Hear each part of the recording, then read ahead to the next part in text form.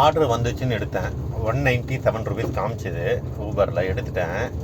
எங்கே அப்படின்னா மகேந்திர சிட்டிக்கு ட்ராப்பு எங்கன்னா சிங்கபெருமாள் கோயில் இருந்து கிட்டத்தட்ட. வண்டியை மூவ் பண்ணோடனே கஸ்டமர் கேன்சல் பண்ணிட்டாருங்க. சரி ஓகே கேன்சல் ஆகிடுச்சு அப்படின்னு யோசிச்சுன்னா திருப்பியும் அதே ஆர்டர் வருது.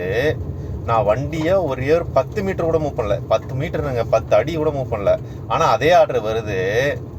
இப்போ எங்கன்னா அதே பிக்கப்பு அதே ட்ராப்பு, ஆனால் ரேட்டு 168, கிட்டத்தட்ட 20 ரூபா, 22 ரூபா குறைச்சிட்டான்.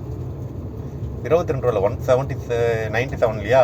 ஸோ 67னா 77, 80, கிட்டத்தட்ட 30 ரூபா குறைச்சிட்டான். எப்படா ஒரே ஆர்டருக்கு 30 ரூபா டிஃப்ரெண்ட் வருது? எனக்கு புரியலடா. ஆர்டரு சேமு, எல்லாமே சேமு, ஆனால் 30 ரூபா நீ குறைச்சிருவா அப்படின்னா எப்படிடா இது? எங்களுக்கு புரியல. சரி ஓகே பரவாயில்ல, இருந்தாலும் நான் அந்த ஆர்டர் எடுக்கலை. எப்போ ஒரு வாட்டி ஒரு கஸ்டமர் கேன்சல் பண்ணிட்டாரோ திருப்பி அதே ஆர்டர் வந்தால் எடுக்கக்கூடாதுன்றத நான் தெளிவாக இருப்பேன். ஏன்னா நம்ம அவருக்காக மூவ் பண்ணும்போது அவங்க என்ன பண்ணுறாங்கடே நீ வேணாண்டா அப்படின்னும் போது திருப்பி அவங்களுக்காக நம்ம போகணும். ஸோ அந்த ஆர்டர் திருப்பி வரனால நான் எடுக்கலைங்க. இப்போ அடுத்த ஆர்டருக்கு போயிட்டுருக்கோம்.